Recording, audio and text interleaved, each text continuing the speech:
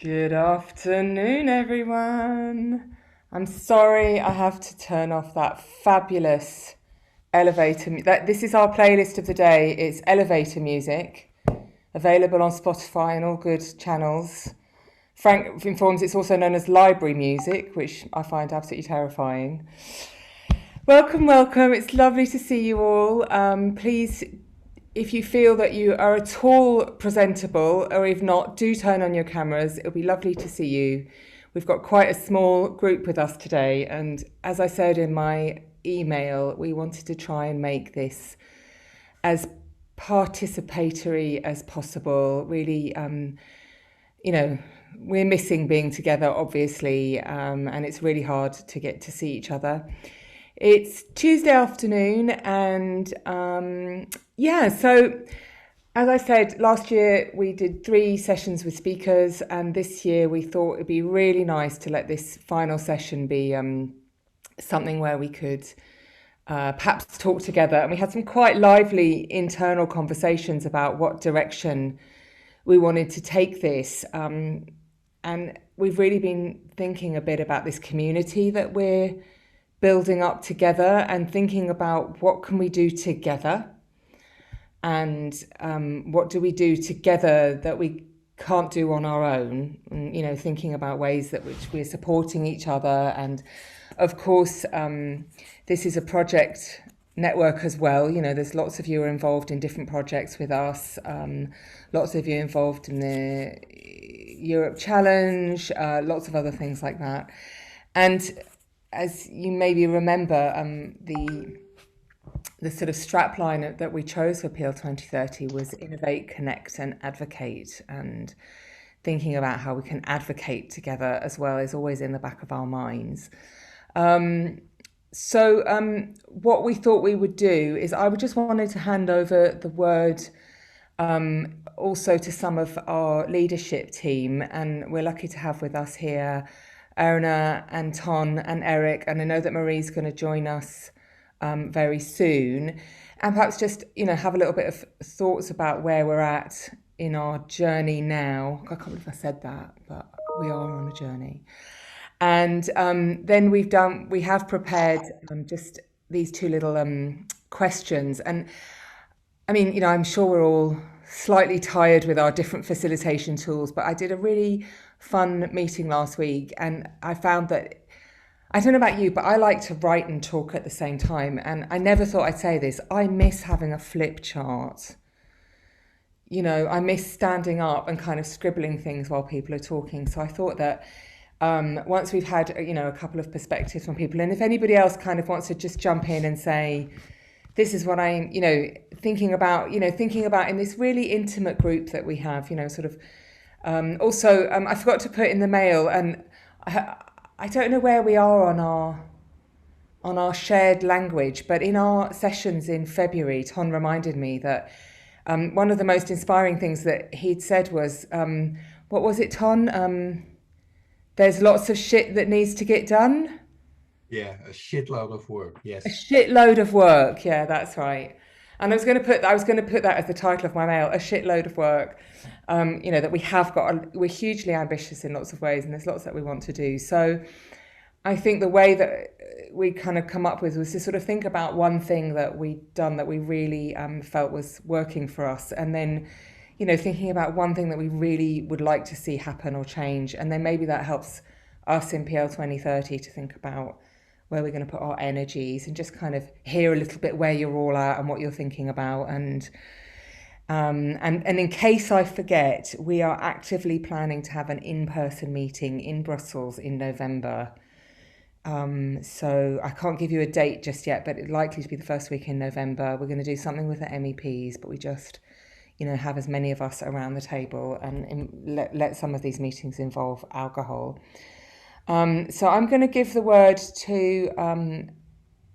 So maybe just to remind you, PL 2030 has a legal status of a charity, but it's also in Belgium. It's an association, and although we're not a membership association, we have 8 founder members that set up the kind of association, if you like.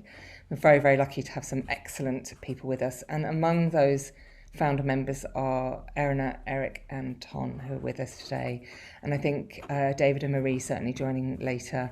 Hannah's on holiday, I'm glad to hear. And Ariane's working today, so... and Neil, I think he's dealing with a lot of stuff in Manchester. So I'm going to pass the word to Erna first, and then Eric and Ton, if you want to jump in afterwards, that would be lovely. And then we'll do a bit of jam boarding, see where we go with that. Yeah. Oh, thank you, Ilona. Yeah, I think we had a discussion with the founders that we're very interested to hear from you. What did you learn during the COVID period with your library? What difficulties did you have to address? And these kind of inputs we really need to sharpen our advocacy and to share the thoughts also on what did you learn? What new services did you develop? And are there things that you want to continue, or are there things that you say, well, as soon as possible, we'll throw them overboard? And the things you want to continue, are there difficulties that you have to address when it comes to your local advocacy or your national advocacy? Think about things like privacy or copyright or stuff like that. I mean, that's the thing I think we should share with each other, and to see if there's something that we can put on the table on the European level. But if we share our experience there, it's also, I think, a way to get your local advocacy to a different level. So we're very interested in that.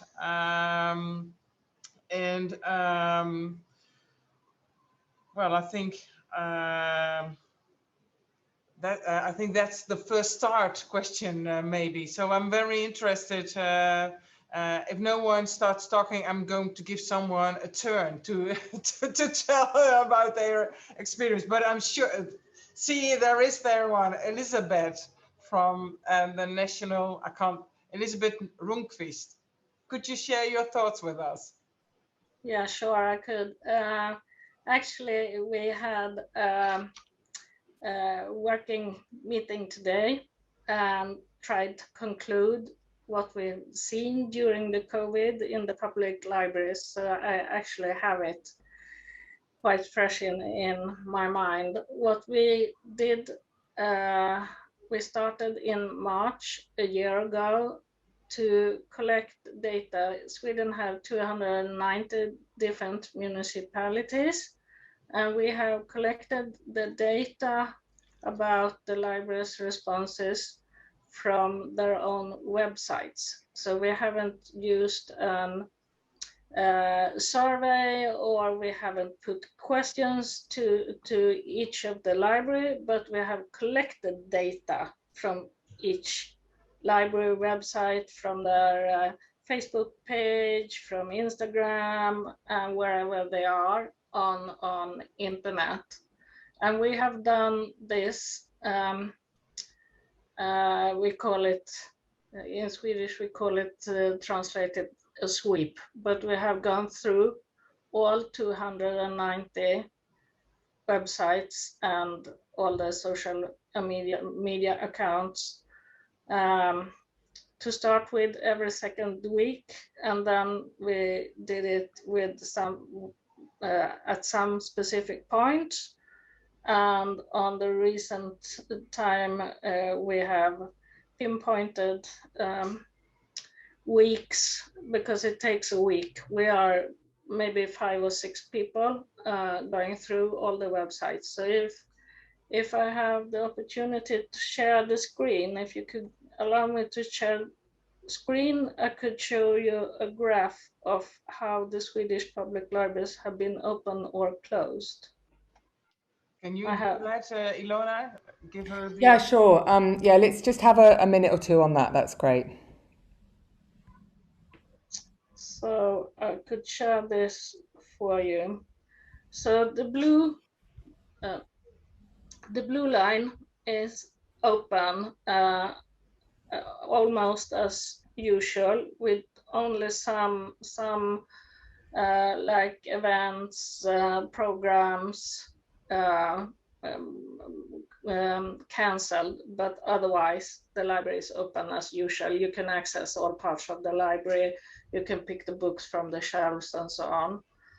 And number two, the orange line is some restrictions, and when you close down branches, so maybe you have 5 or 6 or 7 branches closed, but the main library still open. And the next one, the gray line, is all branches is closed, but the library delivers services in other ways, like takeaway or home delivery. And the last one is closed, only digital services. So this is last year, 2020, and this is the most recent one. And we could see this was the first wave in Sweden, and most libraries were open as usual, but closed program activities or cancelled events. And then we have the second wave when actually libraries started to close. And now we're heading back up to almost normal once more. And you can see a corresponding curve, that's number 3. All branches are closed, but library services delivered in other ways. When the library closes down from accessing, we have more substitutes for coming into the library. And so sorry about Elizabeth. Could you tell us a bit about how this helped your advocacy? Because these numbers, they show there's a story behind the numbers. So how did you use that in your advocacy on a national level, or how did it help the libraries on a local level to tell the story of what the impact was on closing the library for the inhabitants in the villages and the cities? We are doing that kind of work now. We haven't done it yet, but right now we're planning for a big event in September when the highest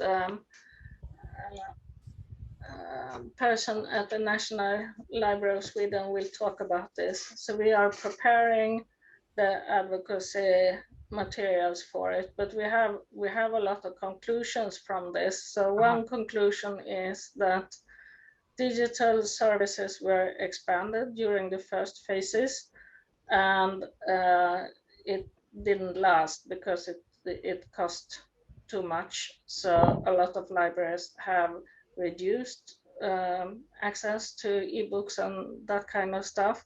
And also we have another very important insight, and that is that the library websites doesn't contain the necessary information about how the library operates during this time. We have seen so many contradictions. You look at one web page, it says open, and then you come to the next page and it says closed. So being information professionals, we have behaved unprofessionally. That's a big learning point for the future. If ever, let's hope that it doesn't come to another lockdown on what kind of pandemic, whatever. Thank you, Elizabeth, for sharing this. I see a hand from Katarina Isberg. Yeah, I was just thinking that I could come from the local perspective, as I'm a library director in a Swedish city. And I would say that what is shown on these in these numbers is actually also something that has been done in all of the countries, because early in the pandemic, we kept our libraries open, and you know that there was a lot about the Swedes not doing anything, and then we got all these measurements, but we kept our libraries open. And then in December, 18th of December, the Prime Minister of Sweden said, close all libraries. And at that point, we got really surprised. And we said, we have the Swedish Library Law, because that one is important. And I was a little bit laid back during the weekend, and I said, we have to work on this. And we didn't close our library. We changed the way we communicated about it. And then on Tuesday, the government just turned around and said, oh, you can't close the libraries. We have the library law. And those days were quite important, as I see it, because there you got a lot of advocacy, because then you started to get the politicians to realize what a library is. And I think that the Swedish Library Association has done a marvelous job on that. And I would like to give them credit, as well as the Royal Library has really been working on trying to investigate the situation. But I also think that on the local level, something that has been important is that we have shown how the community, the risks in the community when the library is not working, and why we need to keep at least the access to information through our digital services open, our digital competence center. Yeah. And that has been part of our pandemic plan all of the time, and that has helped us to continuously work with that.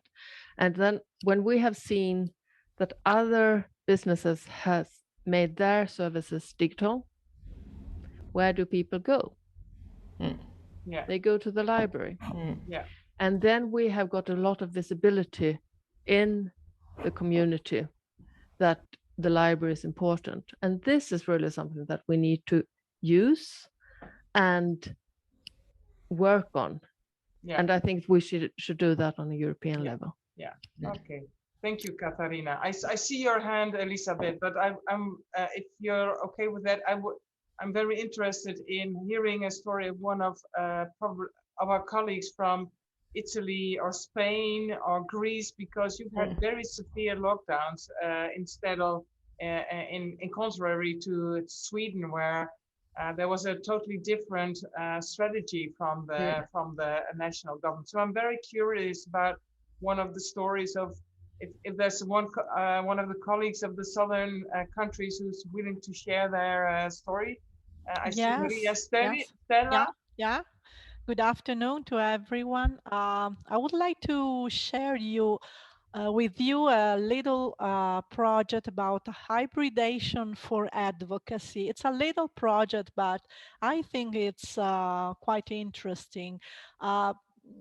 Beside the physical spaces, which are going to be completely reopened, we are beginning to use a virtual platform open to all the book chain players at a local level, not only libraries and librarians, but also booksellers, publishers, schools, cultural associations, all the reading groups and other institutions or associations living in town.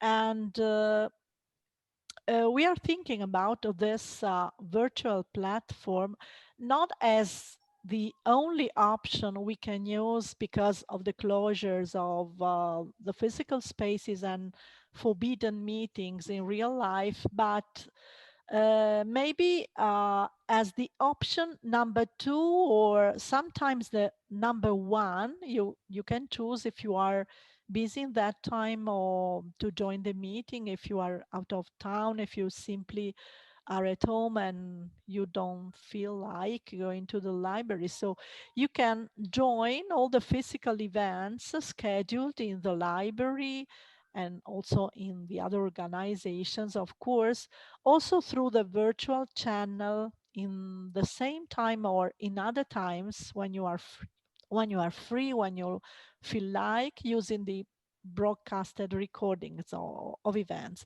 But above all, we are thinking about new ways to offer the traditional and basic reference service and general information service in the library, but through this channel. You can log on the platform and ask the librarian, who is on duty, of course, in front of a computer display connected to the virtual information service room. And you can use all the library services as if you were inside the physical library.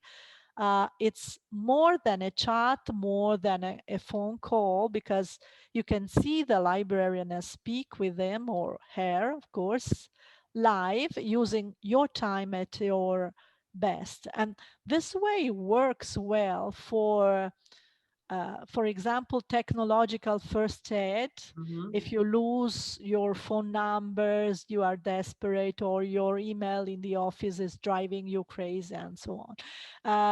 You have only to press a button on the library website. You have to ring the library bell, and you are easily connected to the platform and visit the virtual square of your library.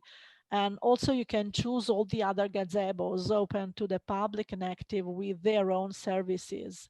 I can imagine that this option can help many people to cross the threshold of the library and let the library services be easier to reach at least an interesting portion of users who are not allowed to reach the library during its opening time.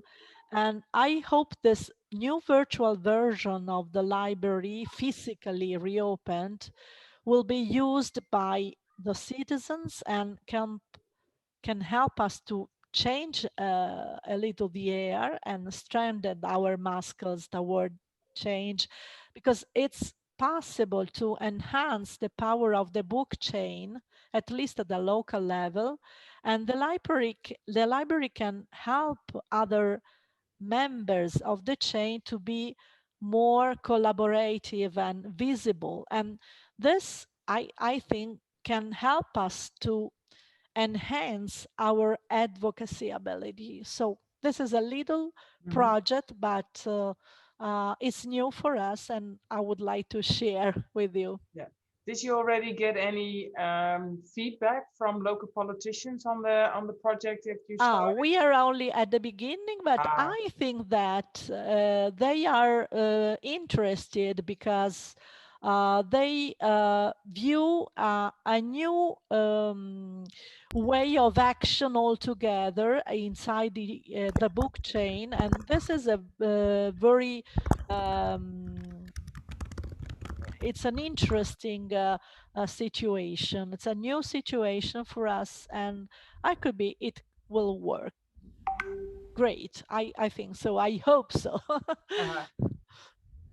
Okay, thank you. I have a picture from Veria to share. I was just going to ask whether someone from Greece, where it's very, very hot, I understand, is willing to share their experience from the last year and the things they learned in their advocacy. Hello, everyone. This is Aspasia from the Public Library of Veria, which is a library in the north of Greece. I'm terribly sorry, but I can't use my camera because I'm at home right now. The COVID period was a big challenge for us, as for everybody all around the world.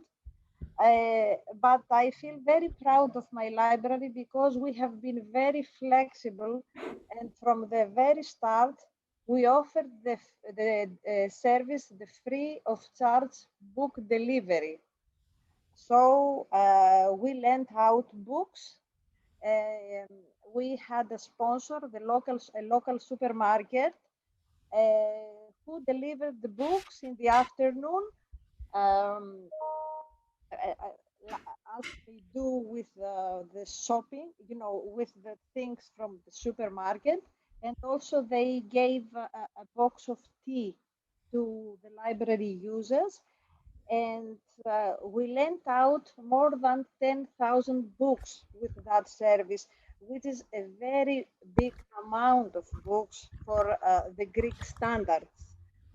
And this service has been very popular in Greece.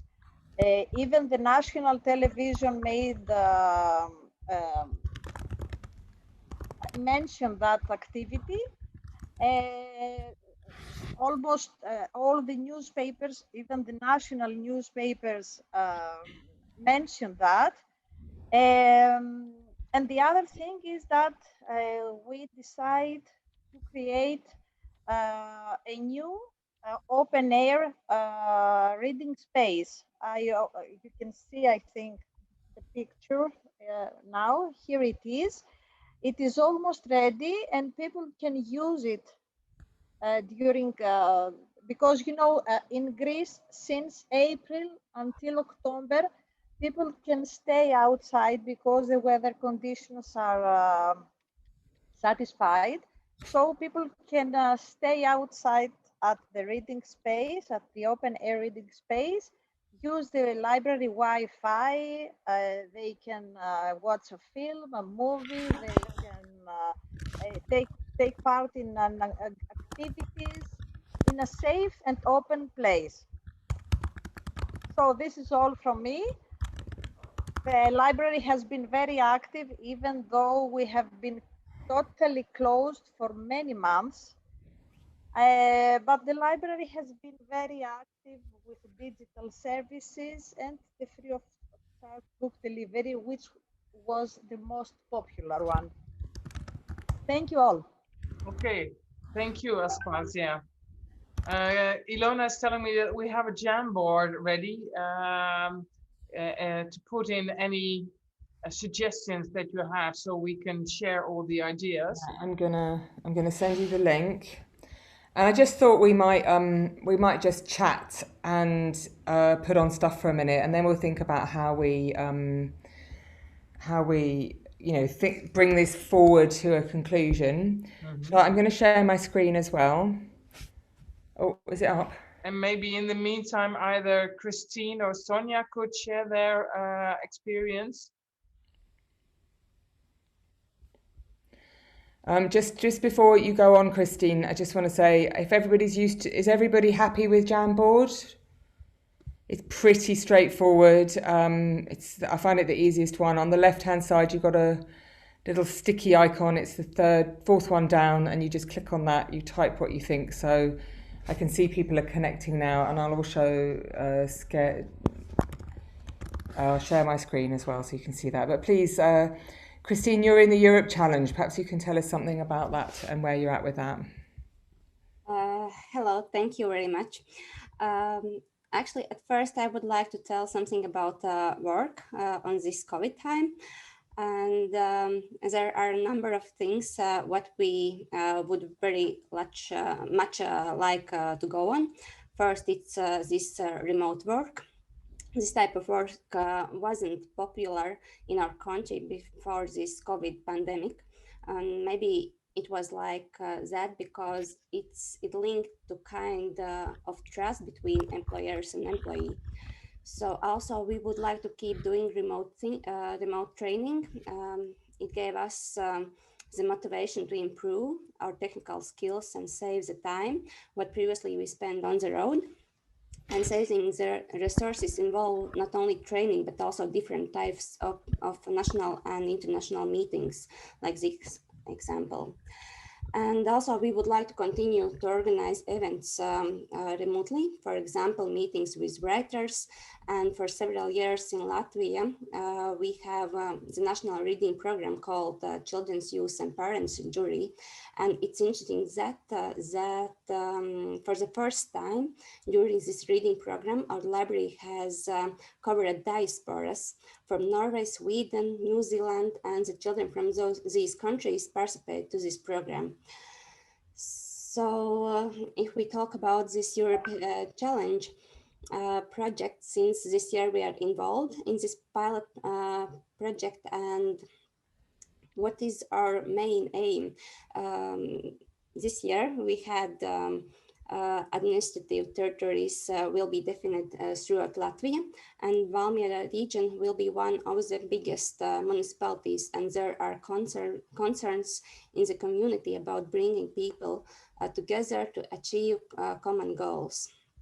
So, and we think this project is very important because conversations and improved participation will strengthen European values and democracy. So we are organized and planning organize different events to local society. And what already we done, we had focus groups and people with different backgrounds and all areas of the new Valmiera region. And it helped us to define the Europe challenge idea. And also we are working on video stories about participation experience in library as a tool and public space, what communities can use. And at this moment also we are working on table talks, events, and talk day. So maybe some colleagues can something add what I didn't mention.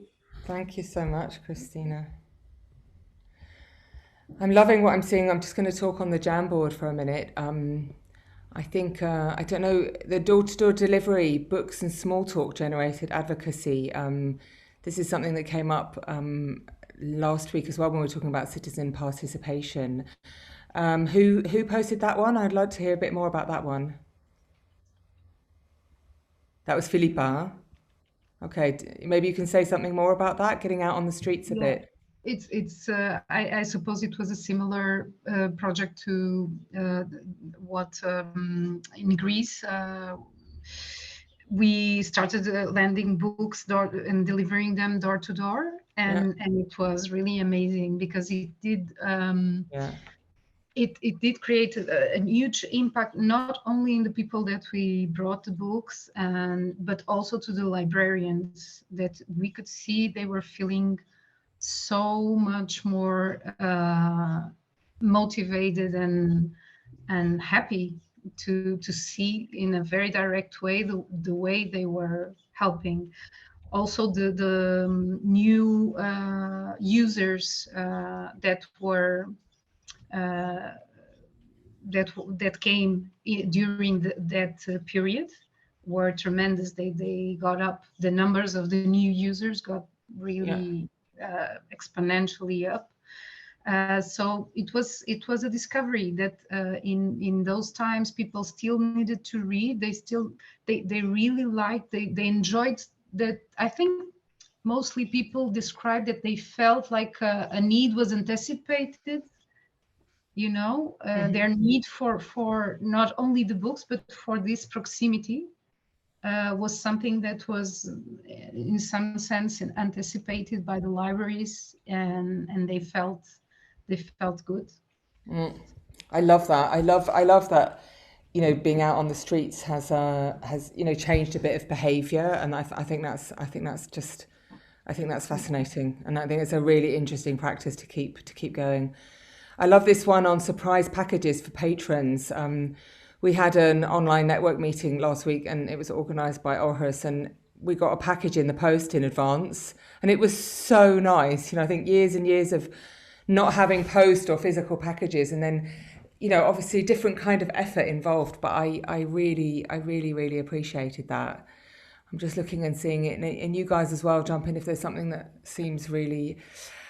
I'm curious to also put ebook lending onto the next page when we get to what we need, because we've heard a lot about issues around ebook budgets, and I think that's a real challenge. Somebody wrote here about reaching new audiences. Can somebody say more about the new audiences that they reached? Who posted that one?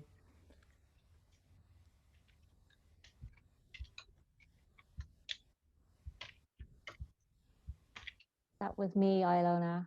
Hey, This is Emer over in Offaly Libraries in Ireland.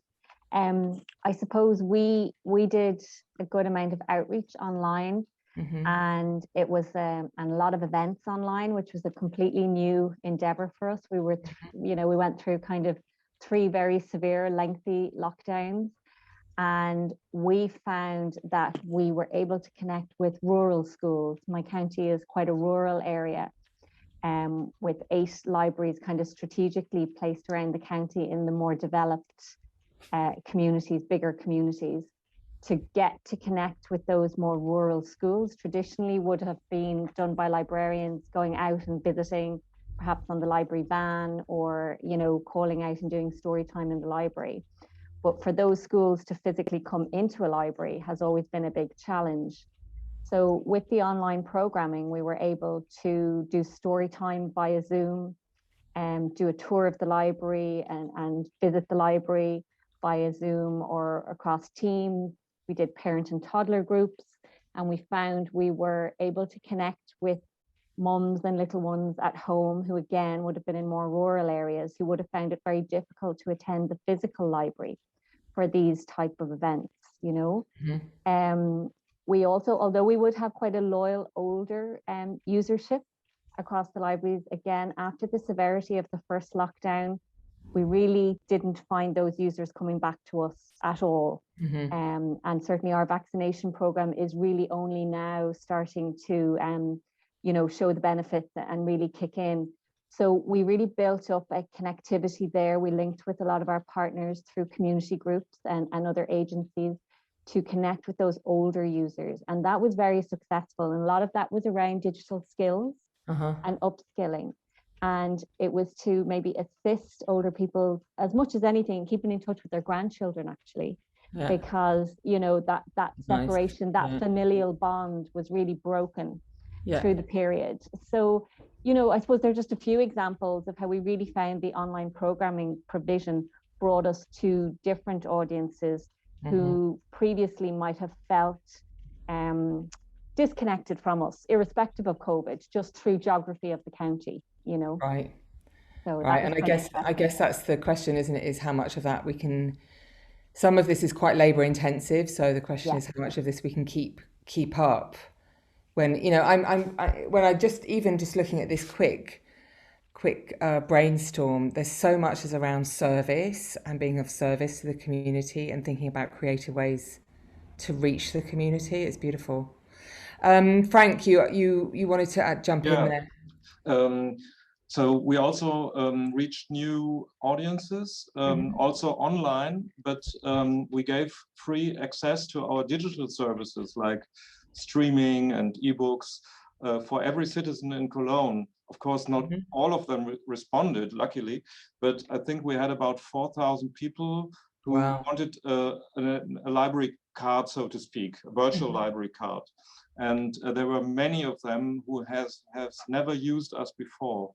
And many of them also stayed and got a real library card after we reopened. And many German libraries did the same. So this was a real successful promotion for libraries for their online services, because normally people don't see what we all have in online services like ebooks and music and movie streaming and things like that. So this was a good chance for us. Yeah, that seems. I mean, I think that's going to be a real question, isn't it? Is preserving gains in contact for people. I've just put the link on again. Where we have gathered new audiences. I mean, I don't know if you guys, I don't want to spend a ton of time on the kind of, somebody was saying to us in the prep for this meeting that all of us are now doing a sort of, I mean, it's not over by a long way, but we're all starting to do sort of post-COVID analysis. And I remember at the start of this, this kind of threat opportunity discussions that we were all having about, whether there's going to be more money coming out after this, less money. Is this an opportunity for libraries to demonstrate even further their relevance, or the fact that they're closed, people will just find alternatives and not come back? And I think, that's going to be a real interesting question for us as we go forward. And I think there's always opportunities to capitalise from an advocacy point of view. And even this small collection here, shows what creative responses libraries have had to this situation, and how do you agree with me? My general feeling is that people have felt that the library, I just see articles all the time about how amazing libraries have been during the pandemic. I feel that it's improved perception and the value of the library a great deal. That's my feeling. Now it's obviously up to us to capitalise on that in whatever way is needed.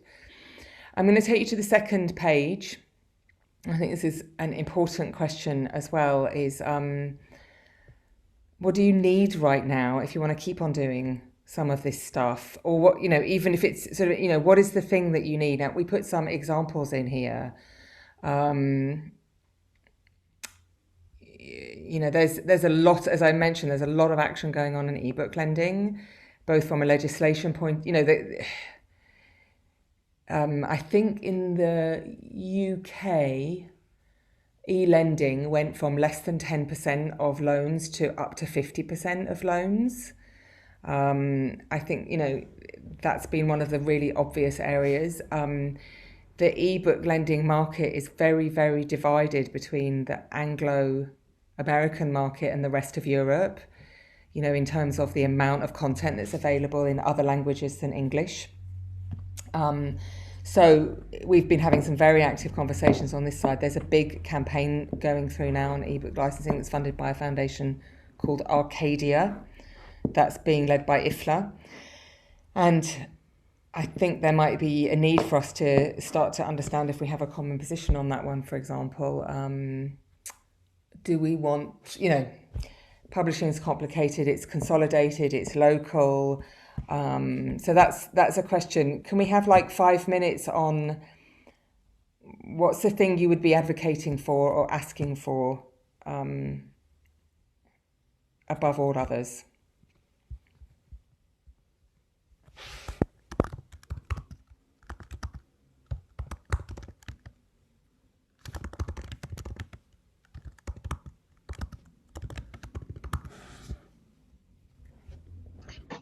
Ilona, do you mean thinking on COVID times or going further? Going forward now. So, if you can build on the example that you had, but, if you say, okay, I really want more resources to go out onto the streets, or I need recognition for that, so what is the thing that you need most that you might, I hate to say ask for, but, like advocate for, fight for?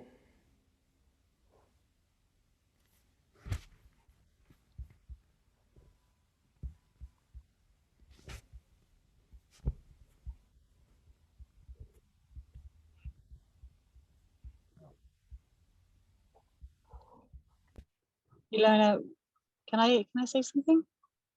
Sure. Yeah. So hi, and I'm so sorry for being late. I just went out of a construction site and jumped into the nearest forest and sat down. So I can't write on the sticky board. I'll just talk. Is that okay while you guys are still writing? Yeah. So one of the things that I think I would want to advocate for is, well, it's really two parts of the same thing. One is definitely cheaper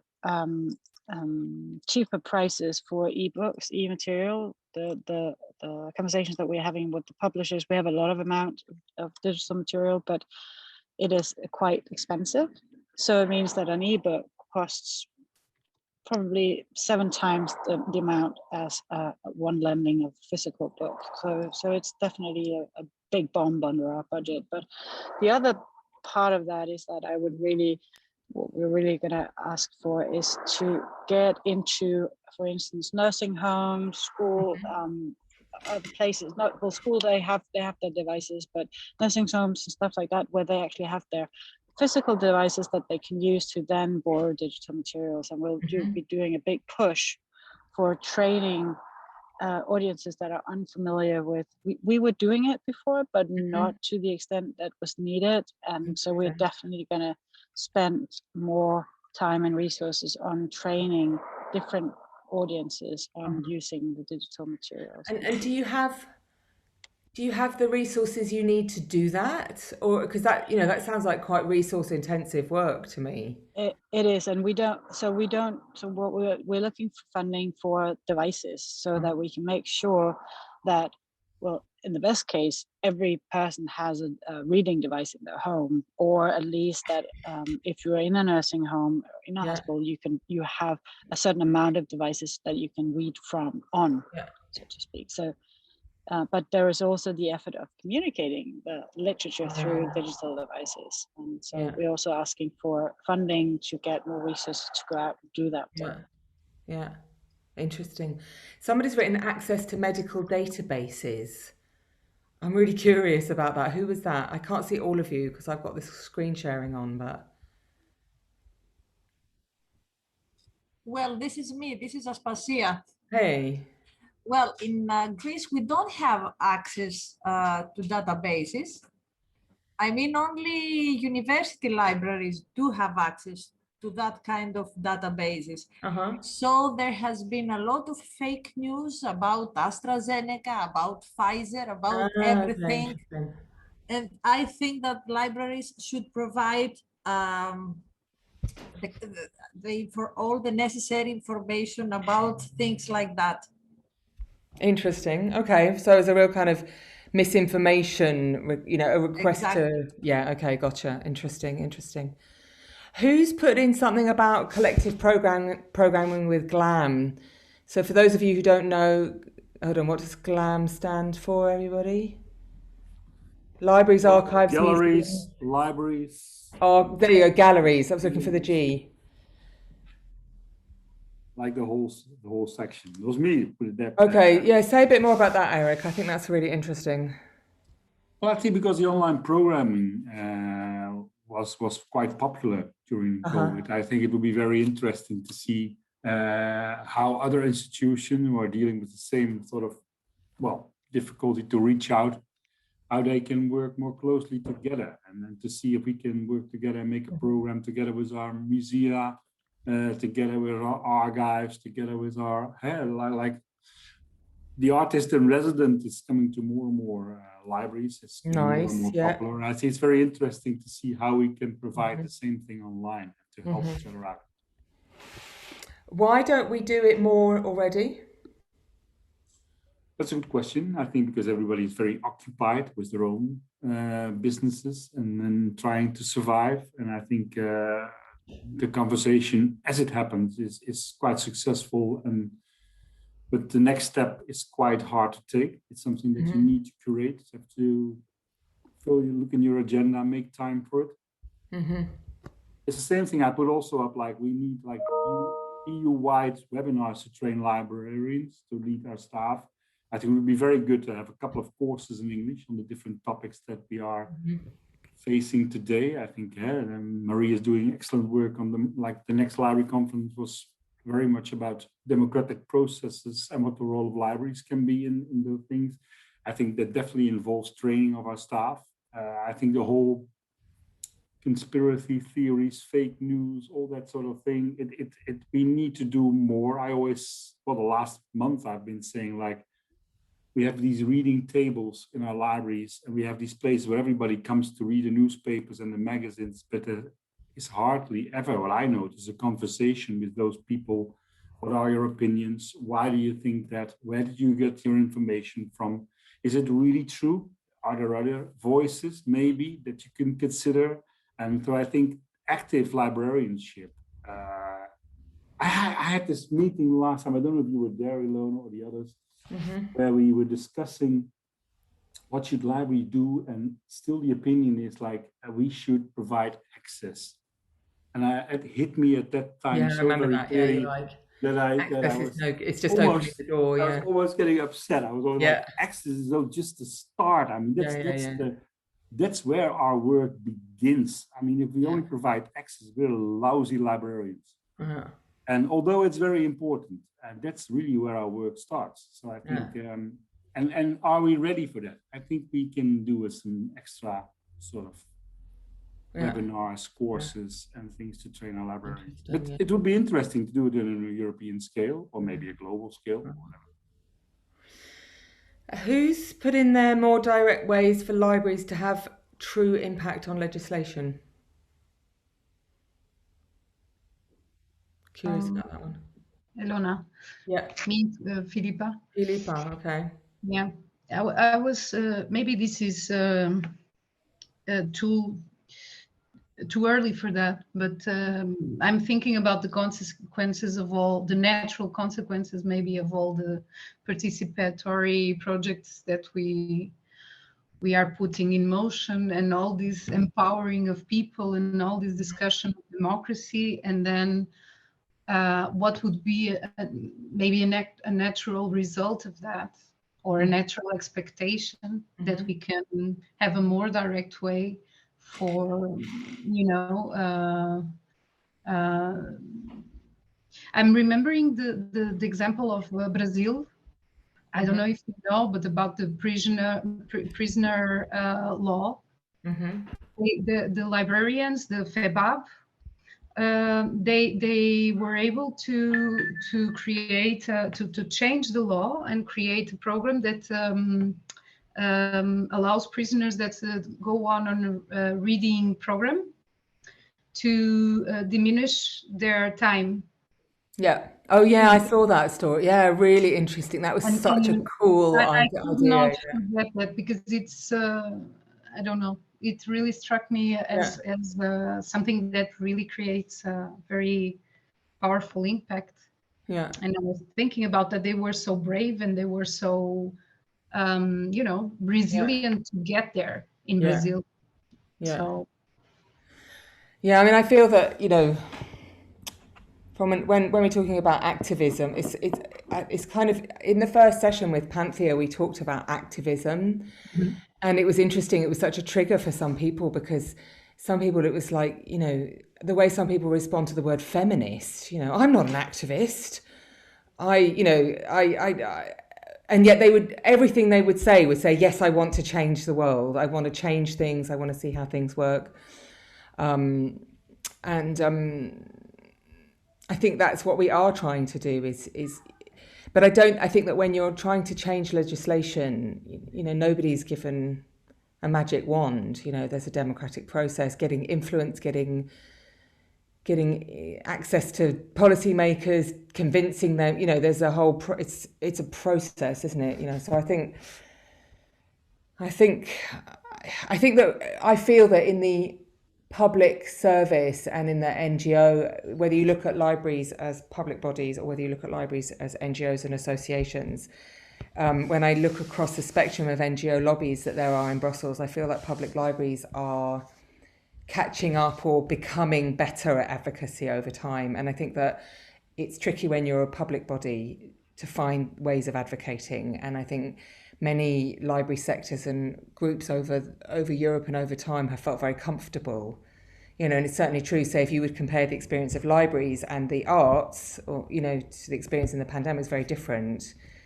Libraries weren't closed definitively, or people didn't lose their jobs, whereas I think in some countries, 20% of the arts infrastructure shut down permanently.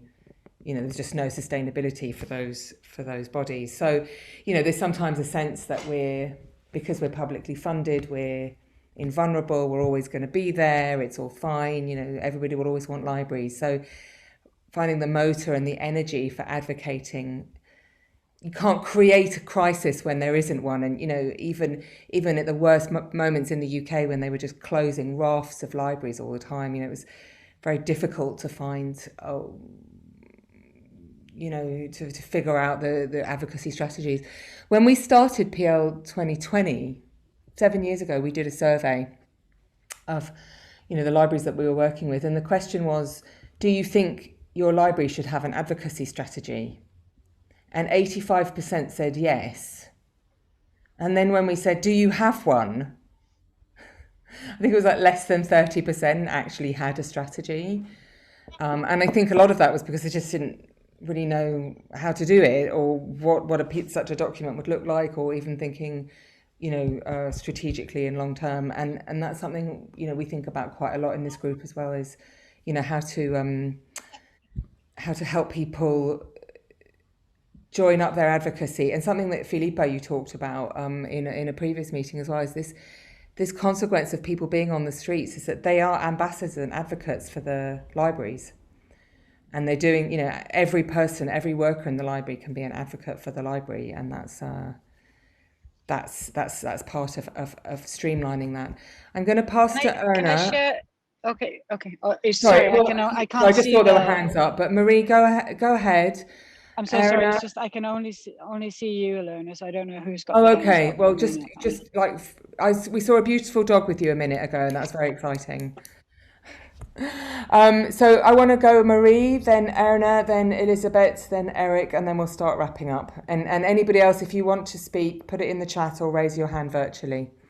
So Marie. I just wanted to share an experience we had around before COVID. We were planning because we work heavily with democracy formats and how to have that in the library. So we were working on what we call a citizen gathering, which is a format where you obviously gather a lot of citizens and you have conversations about something important in the community. In this case, it was about infrastructure and city planning. And we had planned the whole thing for a physical thing. Then COVID came and we said, okay, this is never going to happen. But then we started to do it online, and we created a format for that.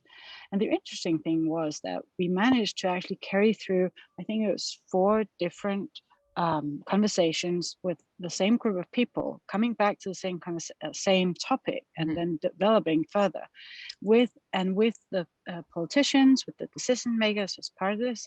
And then this Saturday, we had the final event where all the people who participated, including the politicians, including the planners, were part of a big physical event at .1. And what struck me was that because the library had been the driver in this citizen gathering and these conversations, even though we were not advocating for libraries, even so, it has definitely meant that the politicians and decision makers are now focusing more on libraries and on supporting libraries. Yeah, that's perfect. As a bridge builder. Yeah. So sometimes we don't even have to advocate for libraries, but simply just place yourself in the world as a democracy firefighter. I love that. Yeah. So I just thought that was a brilliant that's a experience. Perfect example. That's exactly what we're thinking about. Thank you, Marie. Erna. Yeah, you sort of took the words right out of my mouth, Marie. But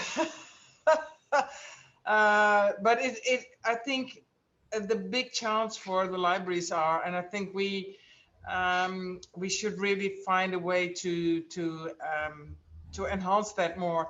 Is that the thing is with libraries, it's with the democracy. It's very fragile. As long as you've got it, you're not aware of the value of it. And the same is with libraries. As soon as you lose a library, you see the impacts in a community.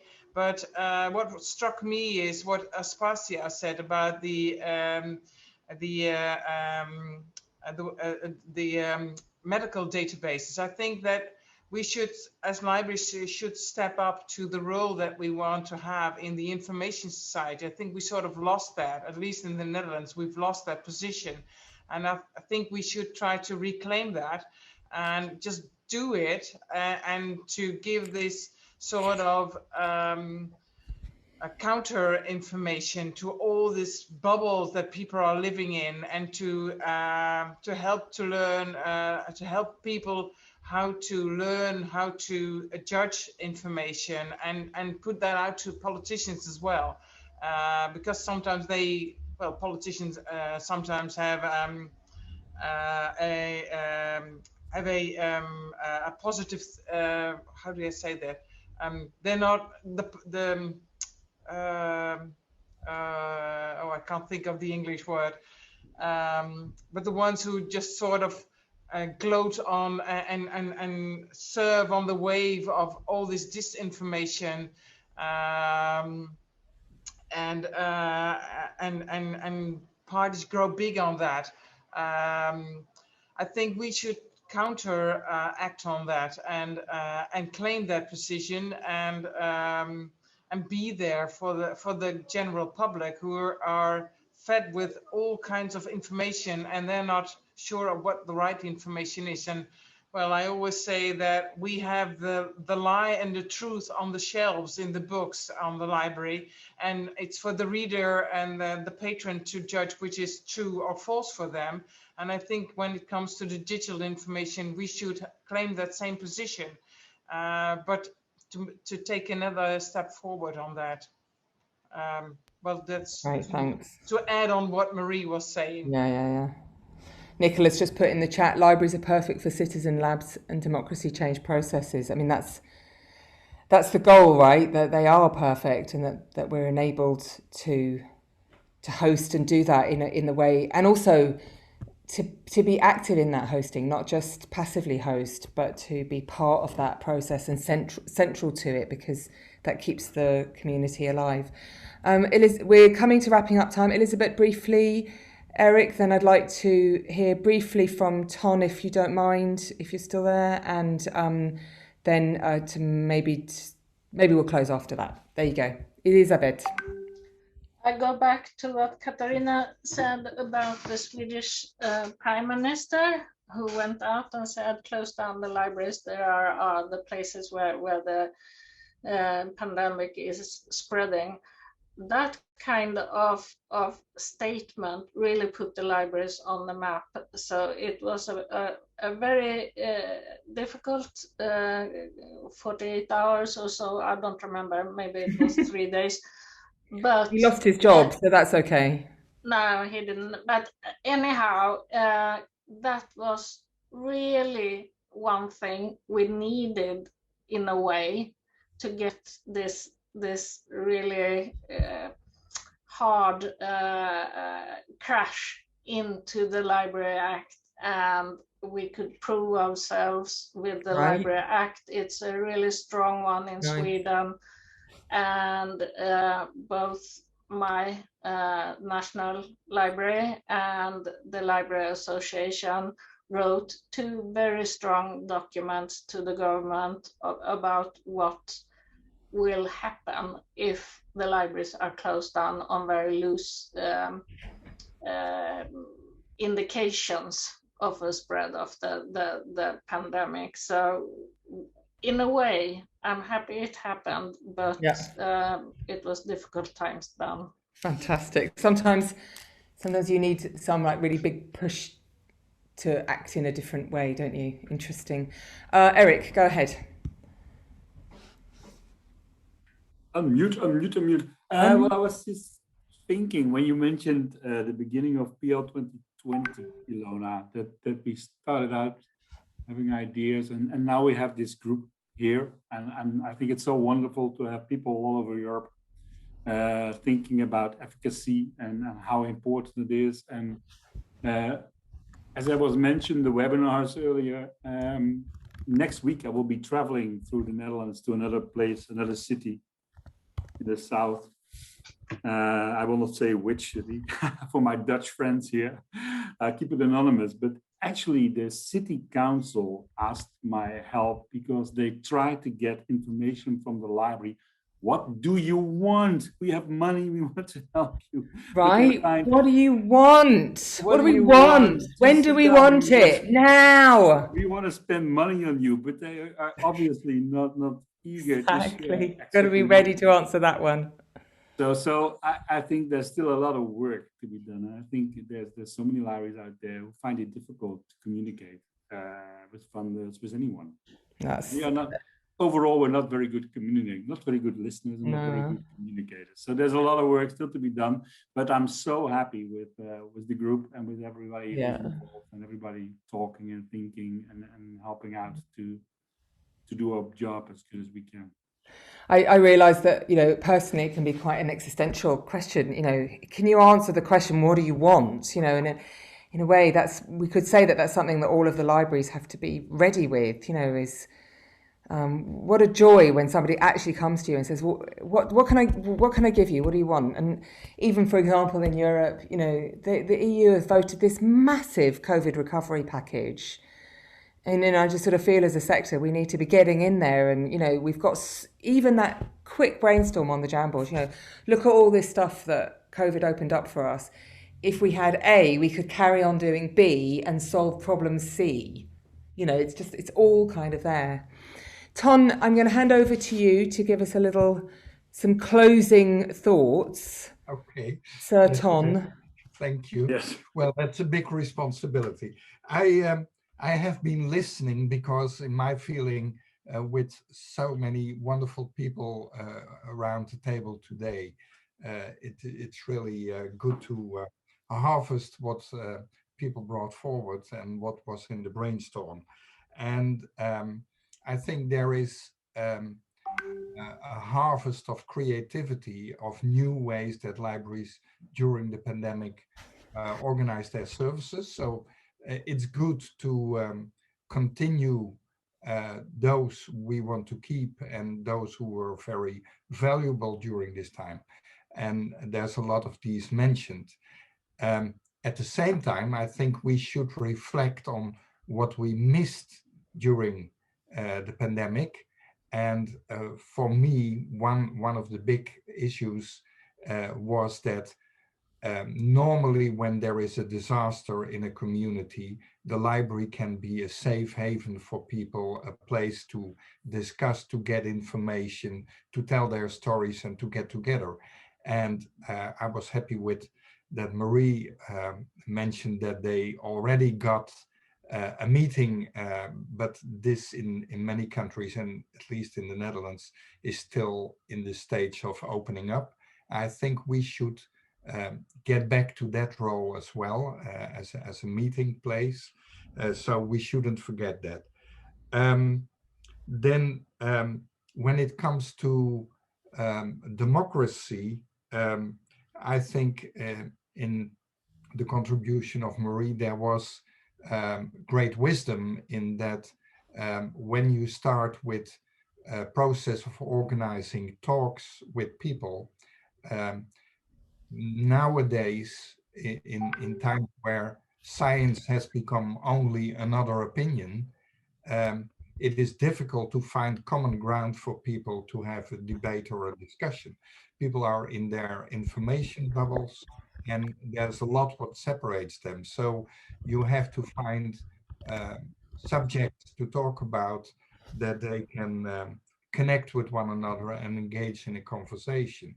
And well, I'm not so afraid, but if we would start straightforward saying things about conspiracy theories or other things, then that would politicize the library, and we could be labeled the same way the free press is being labeled in some countries. So we should really reflect on how we start these talks and how we do this to make sure that we engage, well, all kind of people, not only the one who already agree with us and love us, and don't send them away. And then there were remarks on legislation, and I think, well, you are aware that in another role I'm working on legislation. We have a group on that, but there are really good examples, I think, in especially the Nordic countries like Norway and Sweden and Finland. And I'm not sure if the new library strategy in Sweden, which is already there for a year or so, is finally approved. But these are real good stepping stones. I see Elizabeth nodding no. So these are real good stepping stones for other countries where we can use saying, oh, they do it this way, they give the library this role in other countries, and it helps us to advocate on that.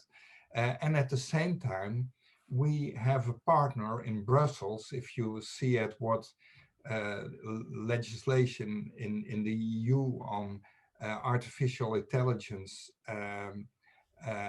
and privacy is being developed in Brussels, that's also a movement I think we can use. So I'm positive about the possibilities to advocate for a broader role for libraries, and also to to help people to find true information, not by telling them what is just but in the way Erna was saying, the lies are in our shelves and people have to find out for themselves which is true and which is not. So I think this is really a good perspective from this conversation to continue what we have learned and what we loved and what is valuable, to look what we missed, and also us for the European level, bringing it forward in a way that can support libraries more. Wonderful. Thank you so much, Ton. And I just want to say thank you to all of you. It's been a really intense few sessions, and let's not underestimate the work that we're doing together. It's remarkable to have a group, you know, there are over 20 countries that participate in our group. We're all getting to know each other. We're getting to trust and learn from each other. And, you know, that's the basis from which we can really achieve great things together. And most of you are not native English speakers. And, you know, I recognize that's, you know, just how it has to be. But I really value that everybody makes the effort. And we try to do bit of preparatory stuff, and sometimes people are more comfortable writing than speaking.